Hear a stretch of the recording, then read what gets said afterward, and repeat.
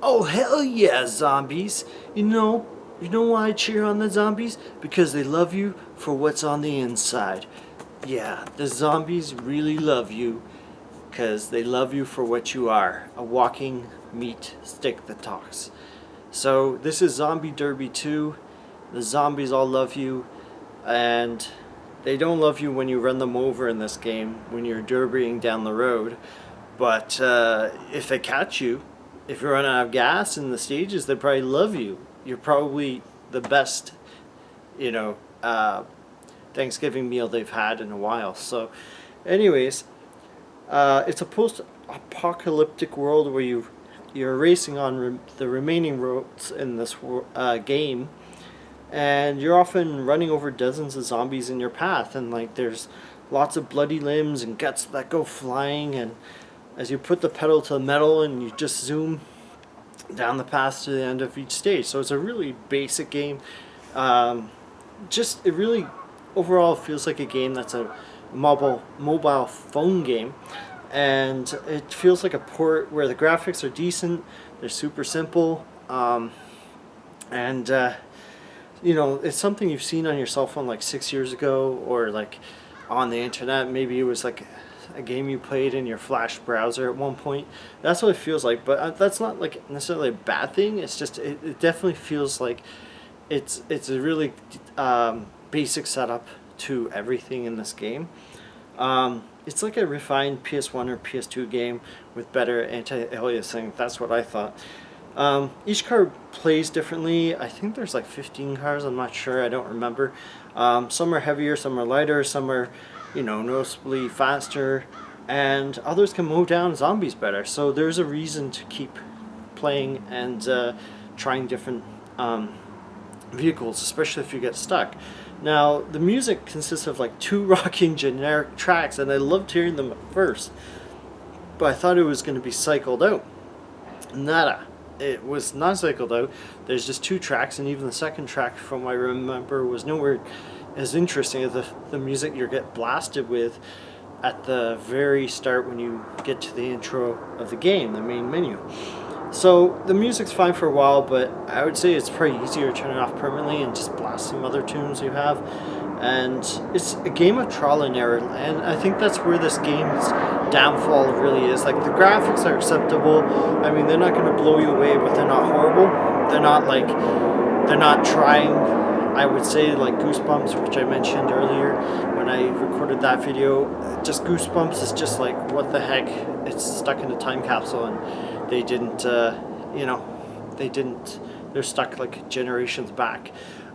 This game is okay. It's acceptable, I would say, because it feels like a mobile game, as I said. But yeah, where you fail if you fail the stage, you run out of gas, you can upgrade your car's fuel consumption, the nitros, tires, ammo, the engine, and you can and upgrade the plow as well, and you can finally complete the level. Great. But if your cars seem crappy and weak even after upgrading them, it seems like you have to be like super careful with your gas, and I feel like that's a bit unfair. Like, it's sort of trying to extend the game further by like encouraging you to, I guess you're supposed to use the nitros like just very short bursts. I don't know, I didn't stick around long enough to sort of figure it out, but like I was literally second or two away from being the first level of all things, and I think there's 5 to 10 levels tops, so there's very few. And still, I was like, if I could only make those nitro and my gasoline last another 2 seconds, I would have been the second level and had a new car. So I kind of got stuck at that point, because it's a shame, because this game thrives on how you go full blast and they focus on fun over technique. Okay, that works at first, but once you can't beat the first stage, you're stuck because you spent the time upgrading, which takes like 5-10 minutes. The levels are short, and it doesn't take long to upgrade the first car. But then you hit a wall. It's like, okay, I have to beat the level, but I can't. So where do you go from there? Like, you've hit the wall, progress wall, and you would love to play the second level and play the rest of the game because it's fun, but that's the problem. Like, you'd have to trial and error times a million, and I feel like that's a mistake on the developers. They should be like, you know, boost up your nitros more. Game isn't forgiving enough, I feel like, for to appeal to everyone. And yeah, it's just very linear and grindy, and that's what I'm getting at. Each stage you approach, you grind, upgrade each new car, move on to the next level. Oh, 8 levels. So yeah, it's just you're stuck on the first level. I understand there's only 8, so the developer's probably padding out the game, but like it shouldn't be that hard and complicated to progress. Like that's just a huge flaw and a glaring flaw. So it's a fun, very basic game. It was on sale, Steam Autumn sale when I wrote this, $1.86. Regular price is $4.65. I'd say for under $2, you know, if it goes on sale again at the end of the month or soon, get it. But you realize you're going to be like potentially having problems progressing through the levels because the game wants you to play a certain way, and I feel like that sort of stilts the fun, hurts the game, and you'll probably just be like, you know, I'd love to play this game, and you just walk away saying, hey, this game's like not accommodating all gamers and letting you progress, you know, enjoy the game without like having to really strategize intensely. For a fun arcade game, it shouldn't be have those two expectations.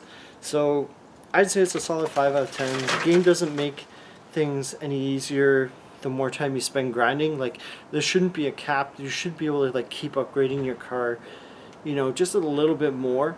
The way it is now, I feel like it's a flaw in the design of the game. That you should be able to keep upgrading your nitros or something so you can progress and like beat this game, because like who's gonna want to play Zombie Derby 3 if they had such a pain in the butt playing number 2?